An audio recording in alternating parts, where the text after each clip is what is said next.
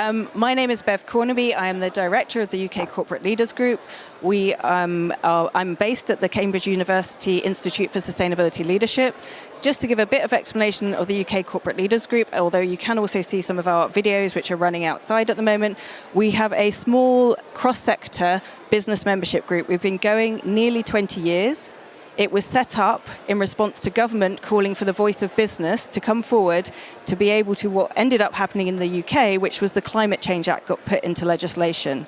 Since then, we have kept bringing the voice of business to government, and that is something that we do on an ongoing basis, and we work very closely with them to enable us to what we call a virtuous circle, so where business can show the ambition that they are setting in terms of climate targets and how they're pushing forward, to then enable government to actually be more ambitious. And we see that in government being more ambitious, that can enable more businesses to step forward and actually increase their own ambition level, and that is actually a virtuous circle kind of ambition loop.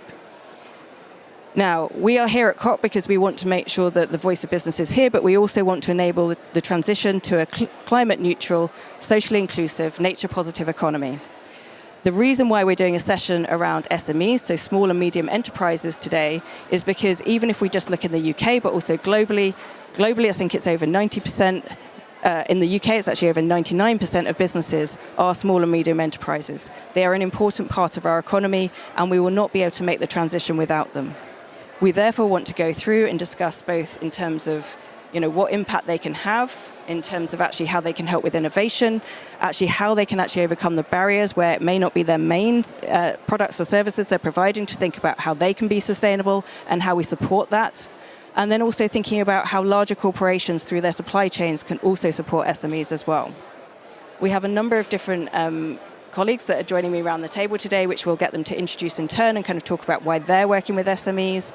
We'll then go through a bit of a discussion around the table before we actually also, I would like to open it up to questions around the room as well to be able to feed those into the discussion that we're having. So the first speaker that I'm going to go to, or first, is actually from the high-level champions team, so Orkan Mustafayev. And this is because the high-level champion this year, Nigar, she has set out that she sees SMEs as important to the transition. And there are a number of ways that they're looking at this, and I'm actually going to hand over to Orkan now to kind of describe and say why it is a priority to Nigar. Thank you. Thank you, Beverly. I'm very pleased to see you. I keep saying that after packed days, it's day 7, right, at COP29. After packed days, so we work on the, two fuels today, right? It's a coffee and determination, and thanks for coming. I mean, these are two fuels that we can all agree on are sustainable, unlike the fossil fuels. Thanks for coming. It's with all seriousness now, it's an honor to speak to such a committed group of individuals that support these initiatives. I see many familiar faces, and UK government and the UK business private sector was always with us from day one, supporting this initiative that we announced. Nigar Arpadare, the high-level champion, that's why we announced this campaign. We call it Climate Proof SMEs, and we had like a few days ago we had a very good meeting with it was a full house, so the room was packed, and I remember Thomas was there also from Unilever, some other colleagues from large corporations, multinational corporations supporting our initiative. So again, let's stick to numbers. We still remember that SMEs are 90% of the jobs, 90% of the businesses, and 50-60% roughly of jobs around the world. And that's why we started the campaign that that focuses on 3 aspects, climate-proof SMEs. It's about the capacity buildings for SMEs. Obviously the SMEs needs capacity buildings, and so we want to create some kind of hubs, where they could share their knowledge. The second aspect is obviously the financing of SMEs. What we say that SMEs worldwide they lack about 2-3 trillion annually, on this to support SMEs. And as well as the third aspect is the involvement of multinational corporations to support the SMEs in their supply chains strategy. The SMEs are on front line of climate, climate changes, and that's why we need to support them in such a way. So I would like to, so our roundtable is not just about, it's not the conversation, it's kind of a platform for action. This is what we expect from you. And the commitments and strategies discussed here will define how we enable SMEs to lead in the green economy and contribute to a just and sustainable transition. Again, in the heart of, we're now in the heart of COP29 with this delegation pavilions, and it's a global momentum for climate action. We're about empowering people and businesses to have this kind of an honest conversation. Azerbaijan will be and is an honest broker to have this honest conversation. I would like to, again, very much focus on the SMEs, and that's why please have a very productive discussions, and I'll be happy to contribute on this. I always compare, starting this journey is like on SMEs. Like it's, when we start the SMEs going green, it's kind of when someone tries to climb Mount Everest with flip-flops, So I mean, but on each steps of of this journey, there is an opportunity. So that's why let's also think about what kind of opportunities are for SMEs in joining this journey. Thank you. Brilliant, thank you very much. And yeah, I was in that meeting the other day, and it was certainly very good to hear from the range of speakers around the room, both those that were actually supporting SMEs, the larger businesses, but also some of the SMEs themselves. And that Climate Proofing SMEs campaign is one that the high-level champions will go forward, and certainly it's widely supported. We, as corporate leaders groups, have signed up to it. We've been supporting SMEs for a number of years in terms of making sure their voice also comes to the COP, which is a key part of it. Anish, I'm just going to move to you just to provide a bit more detail in terms of the Climate Proofing SMEs campaign and just set out what it's trying to achieve. Thank you. They are already on. Okay. I hope I'm audible, and I'm honored to be here. And I think Orhan has already mentioned about the various things, the three pillars that the SME climate proofing talks about. But I think what we are more keen to understand, and these are pillars which are well understood to a great extent by now, but what is more important for us to understand that how do we create tangible actions out of them. So a couple of things I would like to mention out here, that when we look at SMEs, probably we can segregate them into two broad blocks. SMEs that has been well established as part of the supply chains and the value chains of large corporations. That's one segment. And then there are SMEs who are more like startups, creating innovations in various markets and trying to bring innovative solutions towards climate change. So to a certain extent, probably the solutions for both of them and what they need is a little differentiated from that perspective. So when we look at and let me talk about the SMEs which are more on the innovation side of the story. I think that is where a lot of emphasis needs to be focused, because the established SMEs are already integrated in the supply chain, and I'm sure Thomas will go into talk about that, how companies like Unilever are supporting them. But when we talk about the newer innovative SMEs, probably a couple of things that comes to mind that we are looking to do with them is, number one, how to create scale for them. Because without creating scale for them, it will be always very difficult for them to get access to finance. Because the traditional banking system or the traditional financial system still looks at scale before giving funding. So probably that's one conundrum that we need to solve when we talk about the SMEs.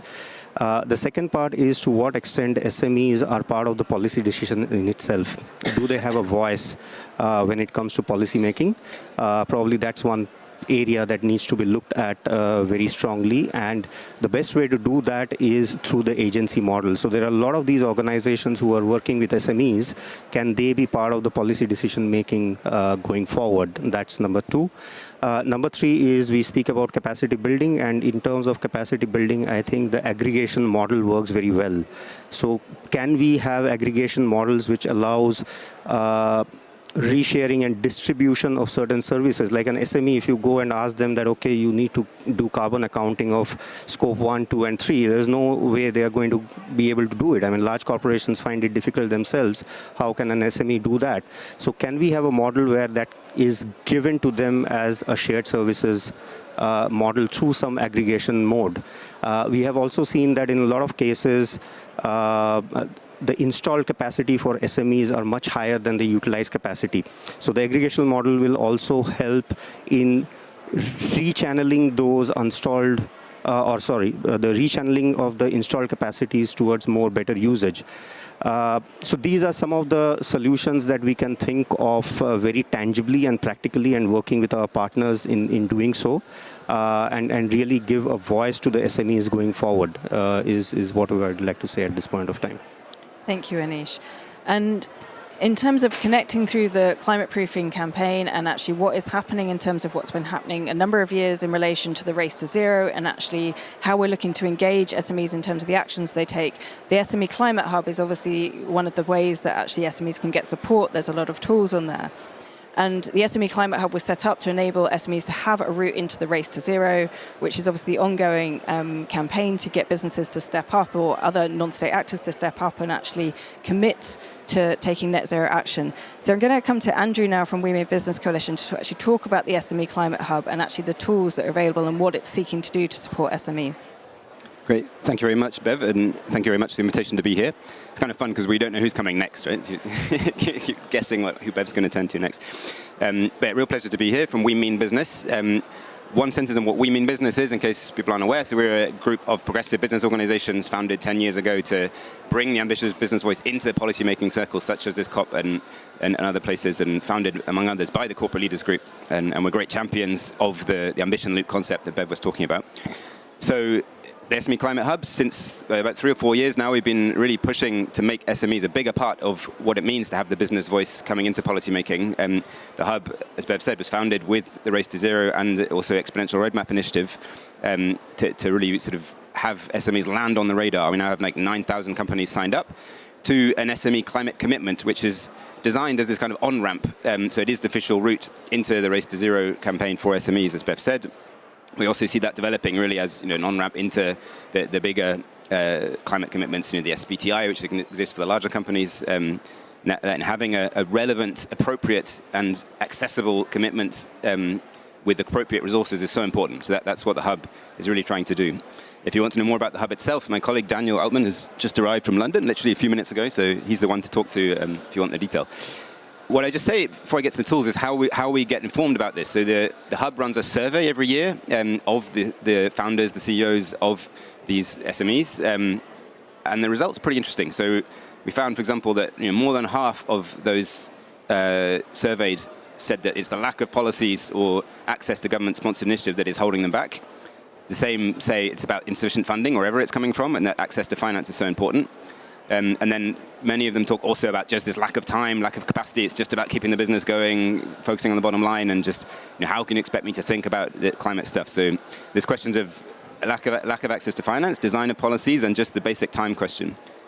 What was also interesting in that survey is we asked them about whether they were being asked by their stakeholders, by their customers, by their suppliers, by anyone else, whether they're getting pressure on to reduce their emissions and to adopt this. And interestingly, only 37% said they'd actually been asked directly to address their emissions, and only 17% of within that 37, 17% said that they've been asked directly by corporate customers to do it, which I thought was very interesting, given that so many big companies now have their science-based targets. Those have Scope 3 elements in them, but that message isn't quite getting through. So the more we can do to facilitate that, it's very important, and I'm sure that Thomas will be talking about that from a Unilever's perspective later. On policy, it came clear that this access to finance is very important, and as well as this question of capacity building and awareness and kind of making the time for it, so that we very much support the new campaign on climate proofing SMEs and the elements that have been identified there. On finance, it's really making sure, firstly, that there's kind of national coherence. Many governments are talking about the importance of SMEs. They have some policies in place, some support measures, particular loan schemes, and making sure that they're kind of joined up nationally, that they're clearly available, and that message gets through. So, example in the UK, where there's in Scotland, there's a system for free audits and accompanying zero-interest loans for businesses for clean heating.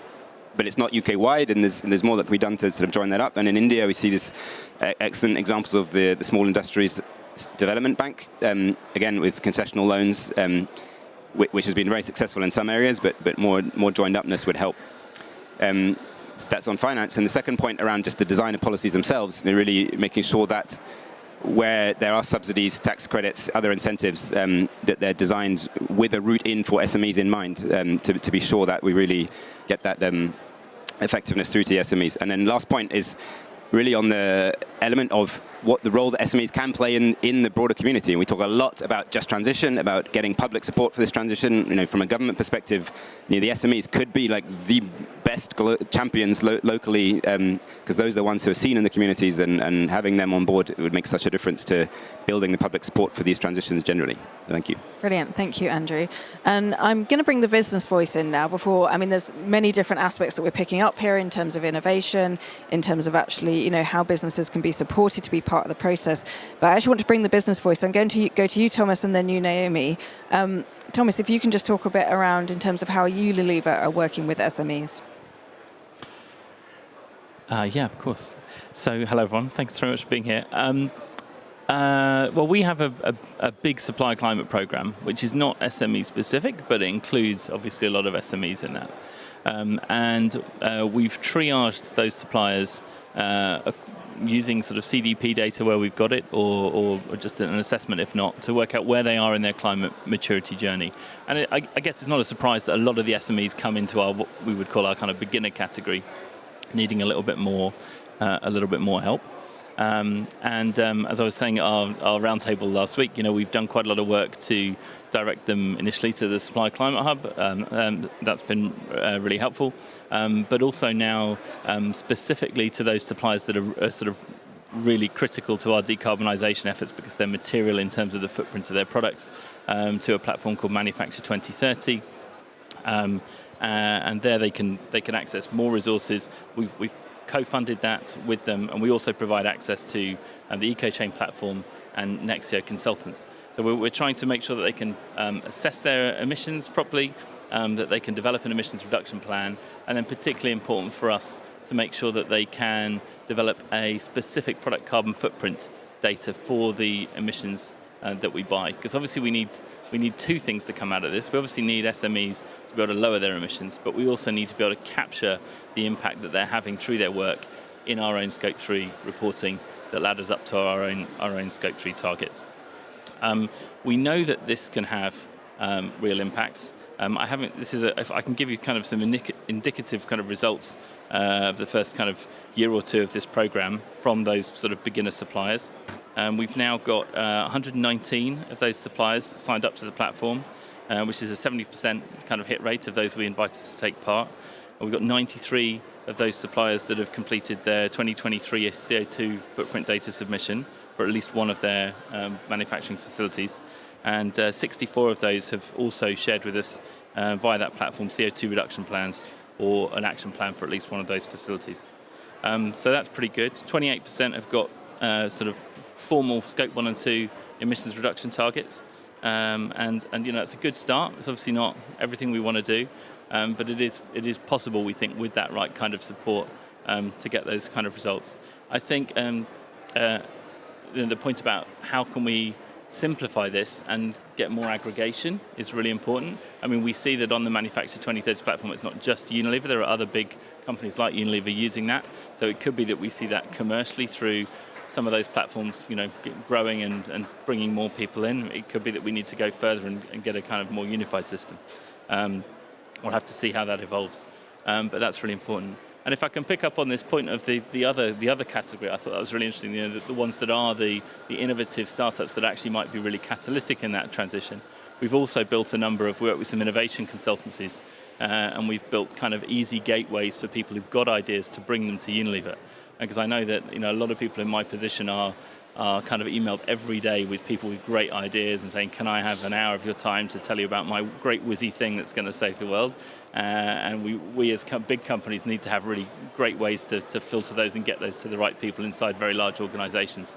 So we've got actually two different innovation platforms, one specifically for tech startups and data platforms that are doing interesting things that goes straight into our IT sustainability team, and we've got another one where people with solutions to our kind of sustainability challenges can pitch those in, and actually we have a section on our website where we list all of our sort of R&D sustainability challenges openly so that people can apply and saying, look, we think we've got a solution that can meet that. And that makes it easier for SMEs that are not on our kind of roster of suppliers already to kind of get their solutions in front of the right R&D folks in our teams. Brilliant. Thank you, Thomas. Naomi, I want to turn to you next as an SME and to kind of give your perspective, both in terms of the challenges and the opportunities that you see.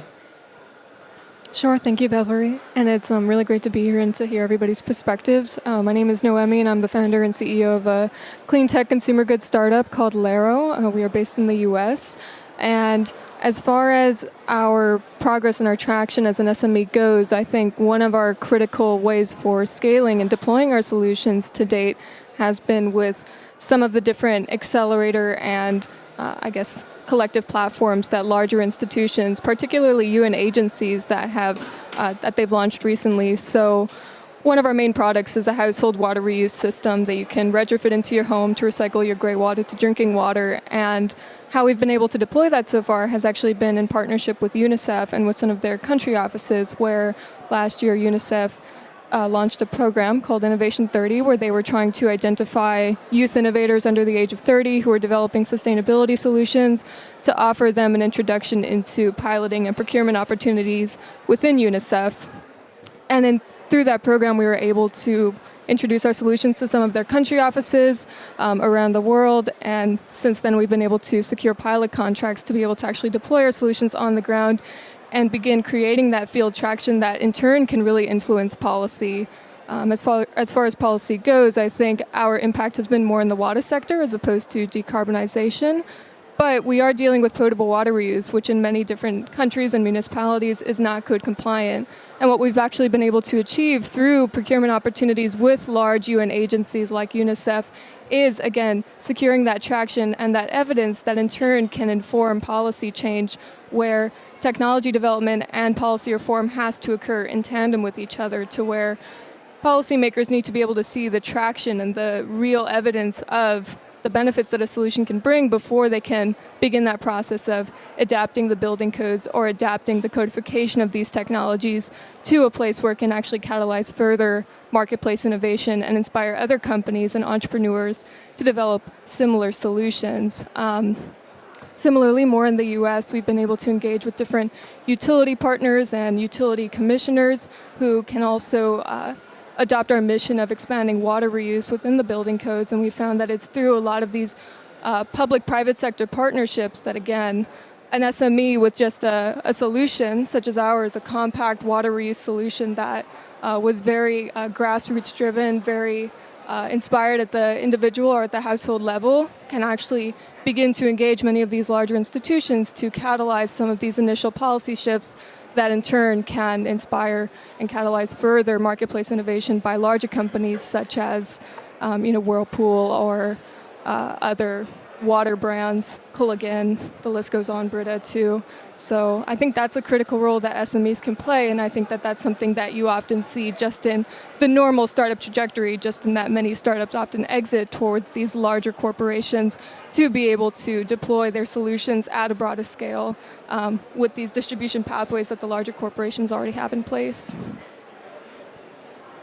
Brilliant, thank you. And I think there's an important point you make there, that while we're at the climate negotiations, at the same time, the role of SMEs goes much more beyond that. And obviously the Sustainable Development Goals, that is still very much on the topic of conversation here, in terms of actually the role across the board, in terms of all the challenges we face, not just the climate challenge. Continuing on the theme of innovation, we at CISL also have our own Sustainability Accelerator program, and that is very important, actually, how we actually get through those new innovations that are needed. And so I want to kind of continue on that theme of innovation, because I think that is where where we do have some of the technologies we need, but actually where we still need to scale a lot of the technologies that we need as well to address things in a much broader way. So Miranda, I'm going to turn to you next in terms of, how do we actually enable that scaling? It is difficult, isn't it? Because we know that so many of our SMEs are the ones who come up with amazing innovations. And I think globally, as well as in the UK, we're very good at supporting that early innovation and that in-university work. But we then have this problem where these innovations get to the end of this sort of university support work and they come out and there is then a funding gap and a lack of support. And if you've got 10 orders in the bank, you can get yourselves £1 million. It's absolutely fine. But how do you get to the point where you've got the first customer and you manufacture the first one? So I'm from East Lancashire Chamber of Commerce, part of the British Chambers of Commerce. And we run a program called Red Cat that supports that innovation piece. But it's that end of innovation. How do you find the first demonstrator? How do you find your first customer? How do you get the first site with the first bit of manufacturing to happen? And then how do you get the funding to scale? And it's really important that governments around the world are able to talk about this potential benefit for their local economy from low carbon innovation, from environmental innovation, because too many times the whole handling the net zero journey and the climate crisis has been seen as a huge investment. It's been seen as a huge cost and an economic risk. And there isn't this sort of full recognition of the fact that these are amazing technologies. The low carbon technology sector grew 8 to 9% over the last 20 years, through the last 2 recessions, through COVID. It got to the end of COVID and hadn't lost any jobs, it had grown. So this is a huge economic opportunity. So it really actually works in terms of saying, no, this is not something which is a strain on you. You can actually put the investment into these businesses and they can then help you develop the technologies, but also create jobs and growth. Then the second stage that's difficult is how do we get those technologies then into the developing nations, into the emerging economies without a debt burden attached. We can't make this unfair exchange where we're saying, here you must use our technologies that we've innovated. Stop using that natural resource you've got on your land. You actually need to use these expensive things instead. We've got to get past all of that and actually this is why the finance conversation at COP is so important. If we don't have those finance solutions in place and managing to join them up with the battle to technology develop and deploy, those technologies cannot get into those developing nations without a debt burden. And even more so, where they need to go is they need to become something that is manufactured in those developing nations, manufactured in those emerging economies. We need to get past our difficulties with IP, make sure the funding that we generate in the Western world deals with the IP question. So technologies can then be given to nations that need them, enable them to set up manufacturing and development plots there, give them some economic skin in the game, help them make that an economic development piece for them, as well as a climate forward argument.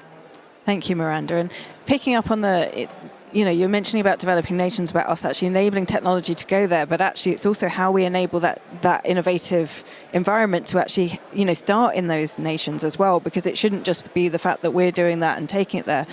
Stuart, I'm going to come to you because obviously universities have a role to play in that. I mean, I'm based at a university, you're based at a university, but at the same time there are many other universities who are here at COP, not unfortunately all in the blue zone this time in terms of actually, really kind of making sure that academic voice is there. But what we need is innovations coming out of all universities, globally, to actually making sure those are scaled, no matter whether you're in a more developed nation or to enable that finance to come through. So, I mean, what do you see as the kind of how we can enable that across the board? And I think part of this is changing the economic calculation of addressing climate change. Anish was mentioning sort of the broad SMEs versus the innovation-driven SMEs, or IDEs in the jargon. Research from MIT showed that for every job created in an innovation-driven SME, 5 more are created in the broader economy. So you can really see that by fostering that climate innovation in developing markets, you can bolster the economic benefit of addressing climate change.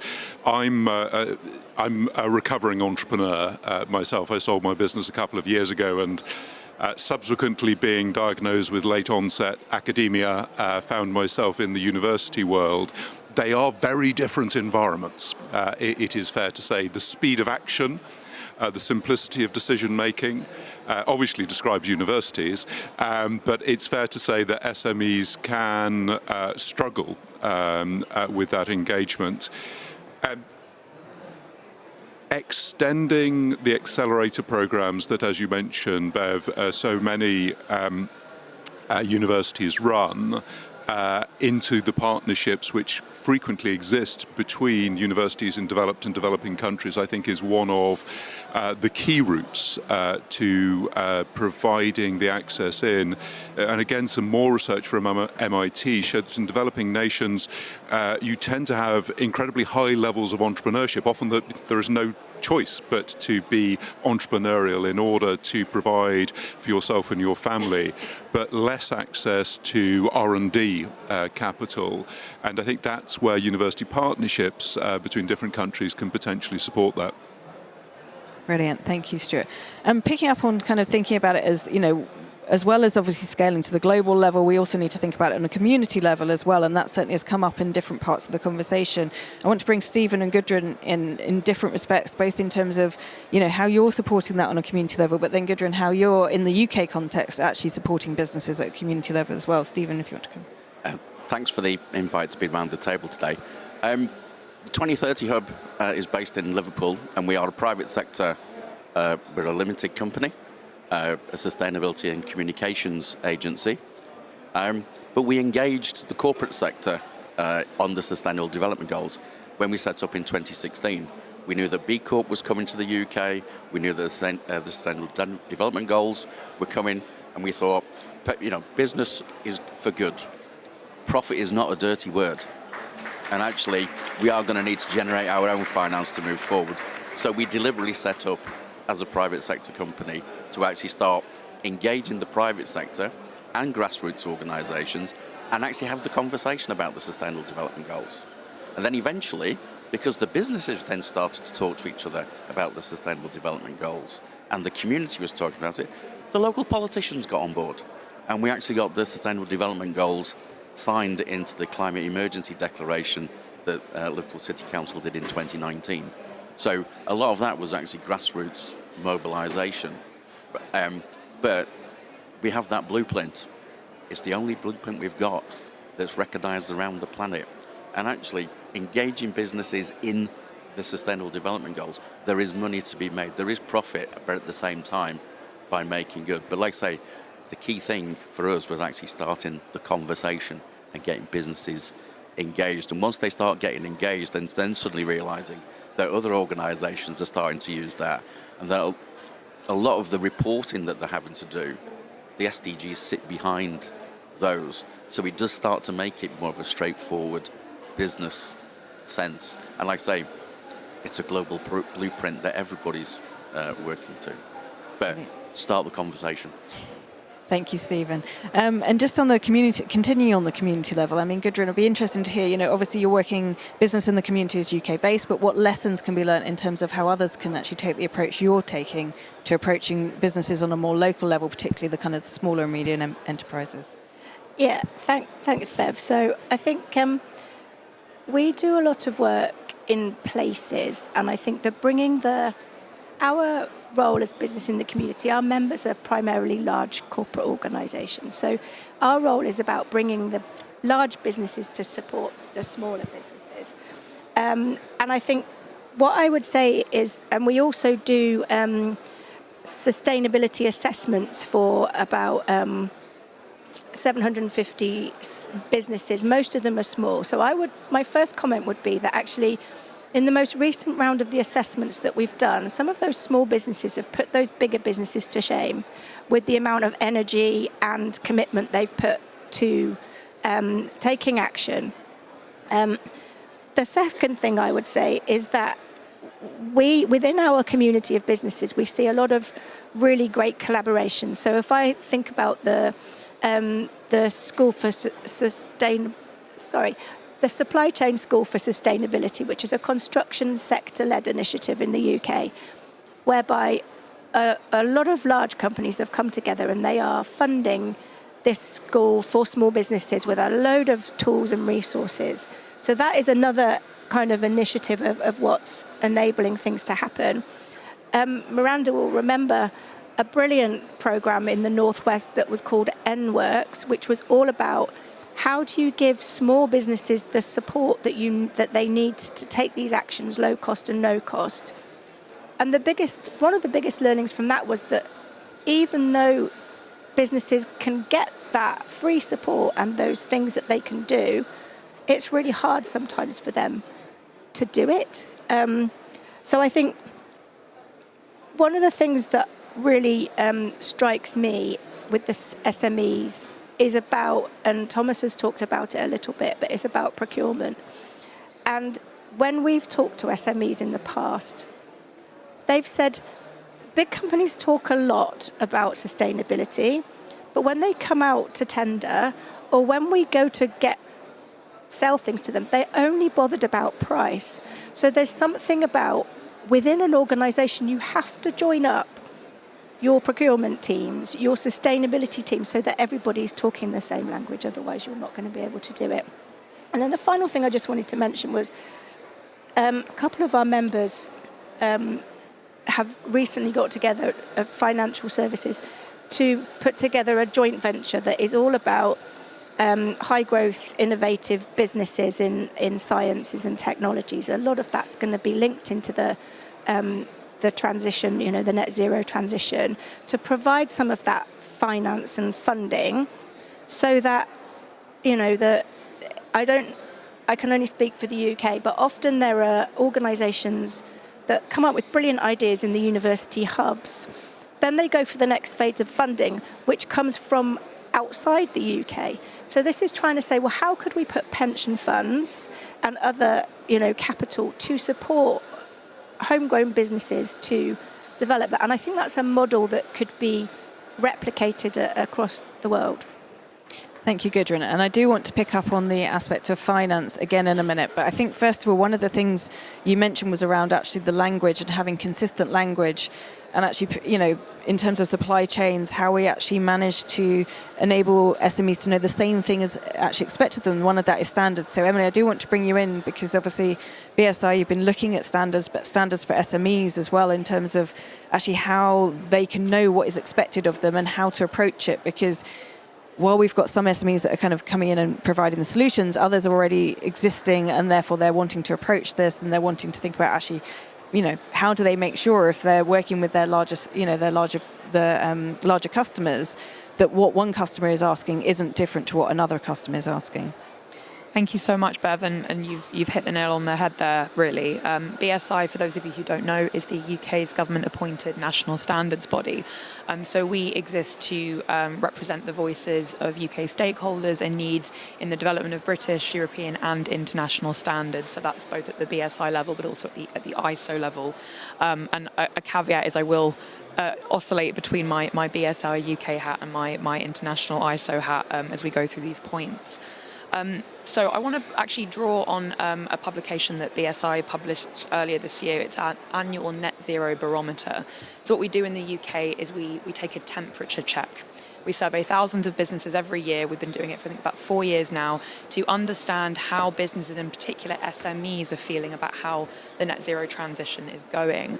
And our findings from our 2024 barometer were particularly interesting that speak to some of these points. There is a growing achievement gap between larger and SME organisations when it comes to their net zero progress. However, interestingly, for the first time in our barometer survey, we found that climate-related risks were becoming a primary driver for net zero action for the first time. So we weren't just getting stuck in the usual and very valid points that it feels like a costly task, it feels like it's not the most urgent priority, but actually we were starting to hear voices come through that climate-related risks are making businesses worry, and not just SMEs, but actually micro businesses. So these are businesses with an employee headcount of 9 people or fewer, who are worried about things like floods, like very real, not found in data, very real impacts. I mean, I went on a weekend away with some friends in the New Forest earlier this year, and we wanted to go for a Sunday roast, and the wonderful local pub in the village told us they'd been closed for 2 weeks prior because of a massive flood, and so they'd lost thousands in business, and we got there the first day that they'd been able to open, and they spent the whole time apologising for the damp and just hoping that the loyalty of their customers in the village would be enough to carry them through while they coped with the lack of adaptation that they had. So it is a mistake to think that SMEs don't care. Actually, they are very alert, and they are looking to larger organisations and government policy for help. And I think the points that Thomas made were brilliant as an example of how larger companies can help smaller ones to upskill. To the point about sort of consistent language, absolutely, that is the point of standards. Standards are simply a common agreement, a common solution to a shared problem. That is the purpose of them. You can get very technical about it, but that is ultimately what a standard is. And BSI has been doing a lot of work both for specialists to SMEs and also a variety of companies at the national and international level to help. So one of the things that we did in 2022 was convene an international process to develop something known as the ISO Net Zero Guidelines, which may be on your radar as something that is now being converted into the first sort of independently verifiable international standard on net zero for companies. And that contains a dedicated SME annex to help make it easier to discern between what are the verifiable requirements a larger organisation needs to consider and those that an SME business with different needs may need to consider, and actually crucially help tell a more coherent story between the relationship between what a larger company needs to do, say to address its Scope 3 supply chain needs, but also actually the businesses that are Scope 3 supply chain, because if SMEs are not equipped to deal with this transition, then larger companies can't either. We need to talk about them as a connected narrative. However, we do want to acknowledge that because of the perception of cost, SMEs are often less likely to use standards altogether or from the outset, because there is a perception and sometimes a very valid example of where using a standard from the outset of a project actually adds cost. And it's why we've been doing a lot of work with the UK government, the then Department of Business, Energy and Industrial Strategy, now renamed, to make it easier. So we worked with BEIS to sponsor 100,000 free downloads of our energy management standard to help SMEs reduce their costs for some of their more critical needs, such as energy efficiency and management. And we have also this year just published our SME Net Zero Flex, which is a guidance document that helps SMEs build on and address the requirements, recommendations and considerations of a lot of these very well-known initiatives such as the UN Race to Zero, SBTI and others, to help harmonise all of that guidance in a place that actually makes sense for SME audiences. And the final thing I'll draw attention to before I hand back to you, Bev, is that we've also actually set up a dedicated SME standards hub, because giving guidance documents for people to go away and read simply isn't enough. People are struggling, particularly if you're a micro business with 9 employees or fewer. Being given yet more documents to read isn't going to help. So we have a dedicated support hub. If you are based in the UK, we encourage you to sign up to get involved. Membership is completely free. We offer a community of resources and guidance of knowledge exchange, and it also has membership from the UK government itself. So you will also be able to connect with and speak to those policymakers. The final thing I'll say is just that there is, as there always has been, an open invitation if you are an SME to join your national standards body's Climate Change Standards Committee. These are not rules that are going to be written without you, they can be written by you. I can borrow the words of the ISO Secretary General this week when he said, be a standards maker, not a standards taker. So if you are an SME, not just in the UK but around the world, you will have a government-appointed national standards body that exists to reflect your needs. So if you think that standards and the ones that inform the policy and regulation you are so worried about, you can join that committee and make sure that the unique requirements of SMEs are being factored into the development of relevant national and international standards. So those are your call to actions from me today. Join your national standards bodies, climate committees, and if you are in the UK, please join our SME Standards Hub and we'd be delighted to support you. Brilliant. Thank you, Emily. And before I open it to the audience, and if anyone does have a question, please indicate to colleagues, especially if you're behind me, because obviously I won't be able to see you putting your hand up. But one thing I also wanted to kind of bring in here is also come back to the finance, because there's different aspects of finance we're talking about. There is finance in terms of scaling up innovation. There is finance in terms of actually enabling, supporting SMEs to actually take mitigating actions around efficiency and other areas. But then there's also a third, which you mentioned around adaptation.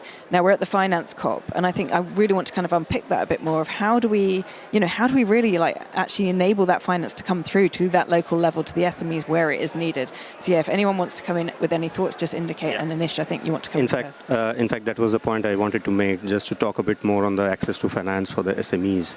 I think there is no doubt that there is a huge finance gap when we look at the SME climate action. It's estimated to be around $5.7 trillion if we just look at direct finance, and then around $8 trillion if you look at all the peripheral areas as well.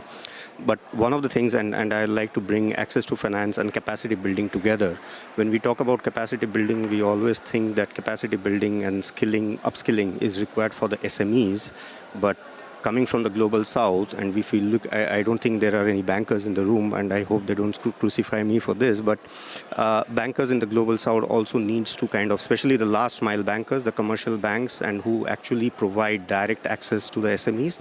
I think there's a lot of upskilling and capacity building which is required there, because there's somewhere an abyss when it comes to development finance or the MDMs. The finance is available, but those are not being absorbed because there's a gap at the last mile. So I think a lot of work needs to be done there. Along with capacity building of the SMEs, there is equivalent amount, if not more, required for capacity building with the commercial banks and the microfinance and so on and so forth. Miranda, did you want to come in as well? Please, yes. I mean, you mentioned about innovation finance, and I think we've talked about that quite a lot. And my worry is still that it's still too far into the I've got orders, I know what to do. It needs to be much more patient, much more early, and slightly less risk averse. But we've talked about that. But there's a lot of support that's needed to help SMEs start on the journey to decarbonise. And it doesn't have to be pay for the whole thing. Sometimes it's a little bit of grant, a little bit of subsidy, and some backing to loan schemes so that businesses don't feel cautious about, is that loan scheme going to fall down? Is someone going to come banging on my door for £20,000 for some solar panels? So they just need it's just that confidence building. But the third thing you mentioned was adaptation. And that, I think, is that, even in the UK, businesses have not got their heads around adaptation at all, let alone the costs and how to deal with that. So God only knows what it's like in the rest of the world. Yeah. And just picking up on there is a question over there, but the capacity building, it's an interesting one though, because I've had conversations with somebody recently that was saying actually, yes, capacity building is needed for some SMEs, but actually also we can use the SMEs to build the capacity of larger organisations as well, particularly if we look at developing nations where they're going to know what is happening locally, what will work locally. And actually there's a thing here of how do we actually bring that voice to COP? And I think that is a real challenge in terms of how we do that. Gudrun, if you come in, and then I think we've got a question behind as well. So I just wanted to talk about finance and a couple of examples. So one of our members has been working with their manufacturing supply chain in China and has been co-funding renewables and energy efficiency measures, so they both get the benefit from it. And another one of our members in the UK has worked with the local environment agency and the water company to invest in flood risk mitigation because their factory was in a place that was flooded. All of their employees were affected, and clearly their supply chain around that was also affected.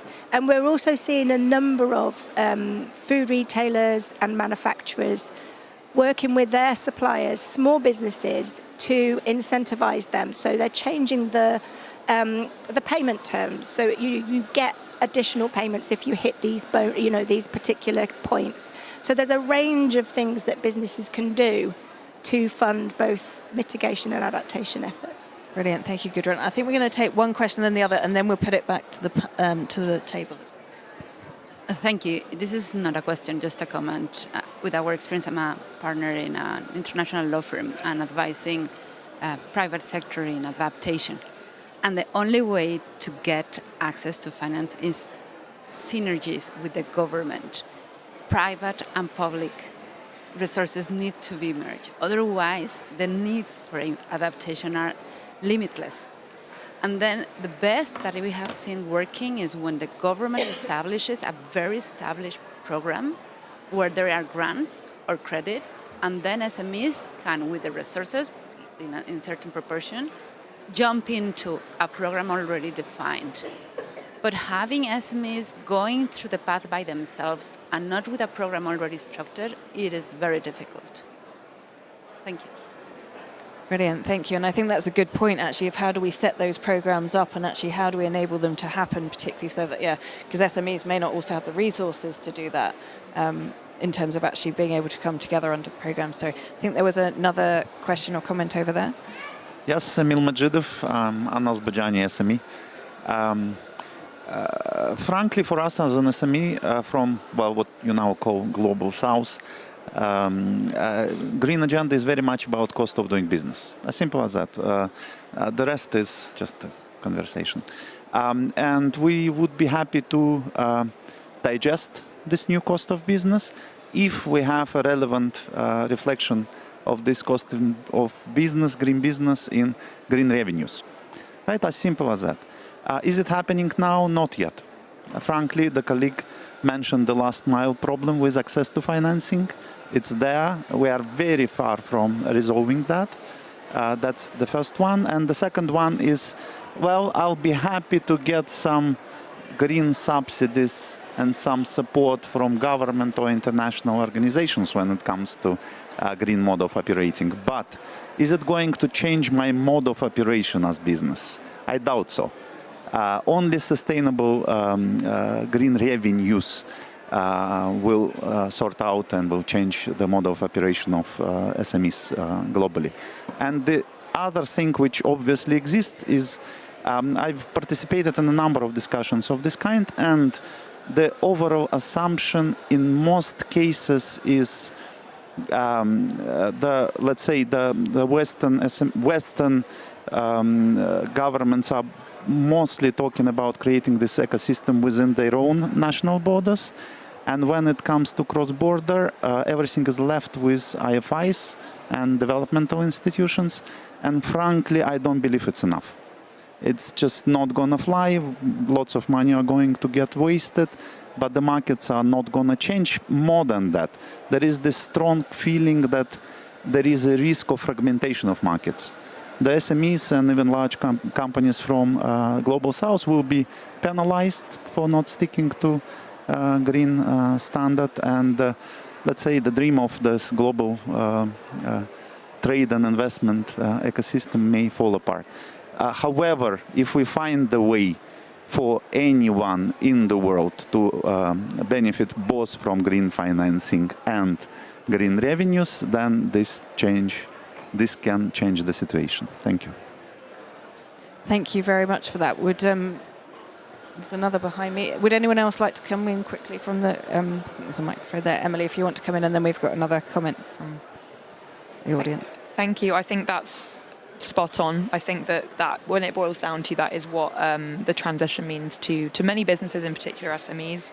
And I think that sort of speaking with that international hat on and that point about a just and inclusive transition, it's why we are here at COP, and as we have been for the last couple, really trying to bang the drum about the importance of a bottom-up inclusive multilateral standard system to help make and embed these rules. As I mentioned earlier in my previous remarks, the ISO system, the International Standard System, is a network of government-appointed national standards bodies in pretty much every country in the world. So our counterpart in Azerbaijan is Azadstand. We, BSI, are the UK. And it's so important that the rules that are made that help unlock this finance and inform the policy and regulation in each country are made with the input of the SMEs and the stakeholders from that country. We cannot have forums or any more forums of voices or businesses or policymakers from what we'll call the global north writing rules for the rest of the world. So that in being involved in that network, joining your national standards body, as I mentioned earlier, is a really key point. On money being wasted, we see so many examples, either at the national and international level, where money that is awarded to address some of these capacity building problems is wasted or misspent because good governance wasn't built in from the outset, because we are working, it's understandable, we're working as hard as we can. It's very hand to mouth, and sometimes things aren't delivered correctly or installed correctly, or proper governance isn't set up correctly to manage risks and trade-offs. And so money that's spent then needs to be spent again, maybe 2-3 years later.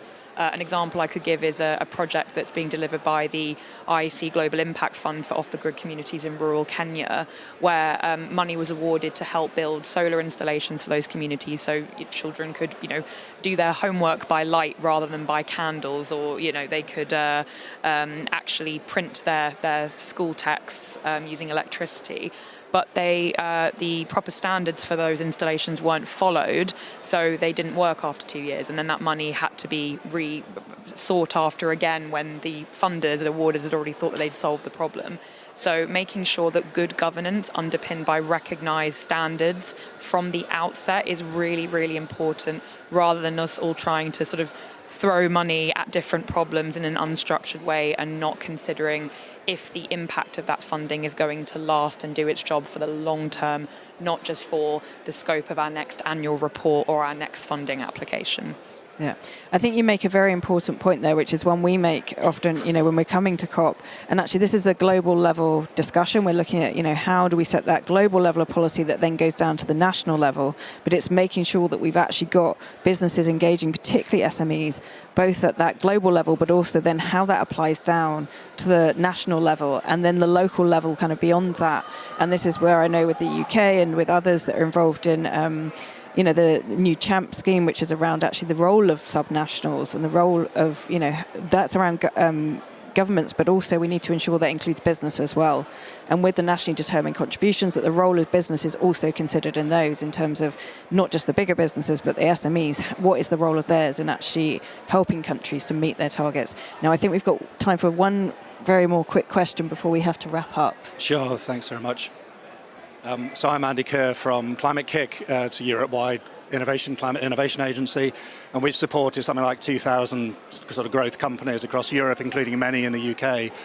One of the challenges we've seen is a lot of these companies have not grown or scaled as we would have wished, and that's because the markets were too nascent, access to finance was a problem, regulatory barriers were there, and so on. But just to echo one of the previous comments, one of the biggest ways of overcoming that is to guarantee future revenue. And that way you can access finance. But what we've actually seen is we've seen quite soft consumer demand in quite a lot of these areas. So I guess my question around the table is, how do we create those lead markets which gives that reassurance that we can bring in those green revenues? We've seen it a bit with government procurement as a kickstart, but simply, beyond that, what are the options that you would see in terms of opening these markets up? I think, Miranda, you want to very quickly respond before we wrap up. I think there's a really large part to play here in terms of supply chains. And that's not only large companies setting good examples in terms of saying we want to take our supply chain with us. You have to get on board, but the support is here. It's also the public sector supply chain. There are nearly 80% of the SMEs, for instance, in the UK supplying to the supply chain for the public sector. If that pull is there at the beginning saying if you want to be supplying to us, you must be on this boat, that seems to be there. But also, sadly, there does need to be the push at the back in terms of there is no other way of doing this, energy prices are rising. It's got to be an economic imperative to help move the whole business audience. Brilliant. Thank you, Miranda.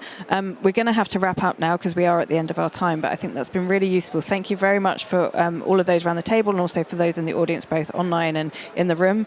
I think in terms of what I'm taking away, there's many things that we still need to resolve, and certainly that I now want to go away and look at and think about more in terms of how by the time we next get to COP30, can we actually start to make sure the finance is unlocking in terms of at the local level, that we guarantee so it's not just about sustainable business in terms of the actual sustainability goals, but also in thinking sustainable business in terms of the guaranteeing future revenue and enabling business to keep on going, whether it's because actually they're experiencing the impacts of climate change, or actually thinking about how they mitigate and how they reduce their own impact, or actually how we actually develop up the solutions for it as well.